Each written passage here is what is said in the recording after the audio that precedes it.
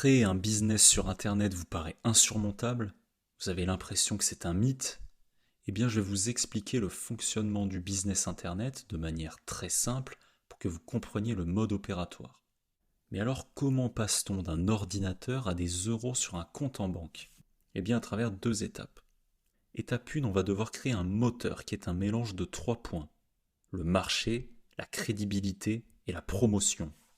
Le marché, c'est le domaine dans lequel vous allez vous lancer. Rapportez-vous aux 4 fondamentaux qui sont argent, santé, relations et plaisir. Deux choix s'offrent à vous.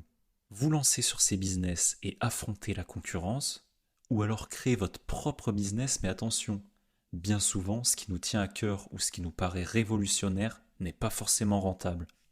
Pour évaluer votre idée, posez-vous ces deux questions. Est-ce que je vais résoudre un vrai problème chez les gens? Et est-ce que des gens seront prêts à payer pour résoudre ce problème?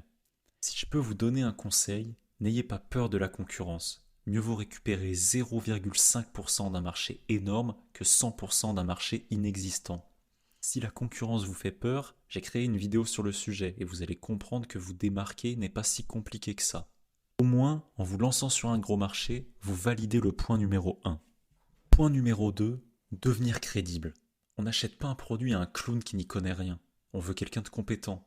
Pour devenir crédible, vous allez devoir faire vos preuves.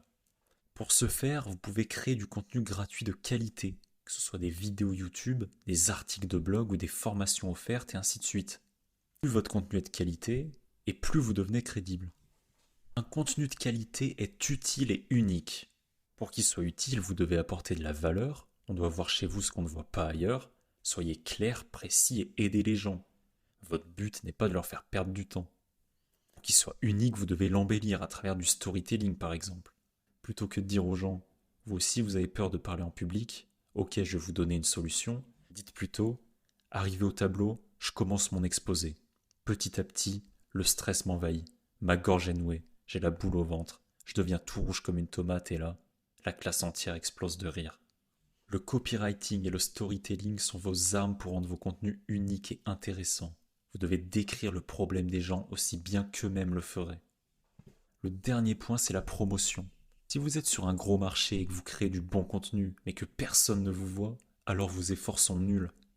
Vous pouvez faire de la promotion facilement, en échange de vos euros. Facebook ou Google vont s'occuper d'attirer du monde chez vous, mais vous pouvez aussi faire de la promotion gratuitement, en faisant du démarchage ou en publiant du contenu sur les réseaux sociaux. Une fois que vous êtes sur le bon marché, que vous êtes crédible et que vous faites la promotion de vos contenus, vous avez votre moteur. Maintenant, on va devoir transformer toutes ces personnes en argent avec ce que j'appelle un entonnoir. Étape 1, proposer un bonus gratuit en échange de leur email. Par exemple, si vous avez une chaîne de cuisine, proposez à l'audience de télécharger vos 3 meilleures recettes en 5 minutes chrono en échange de leur email. Étape 2, faire un sondage pour connaître leurs plus gros problèmes. À la fois, ça va créer du lien entre vous et eux, mais ça va aussi vous donner des idées. Étape 3, créer le produit parfait et le proposer à votre audience. Ça peut être de l'immatériel, comme des e-books, des formations ou du coaching, mais aussi des produits physiques. Quand vous aurez votre moteur et votre entonnoir, votre devoir sera d'optimiser la chaîne, à la fois amener plus de trafic, convertir plus de monde et vendre plus de produits.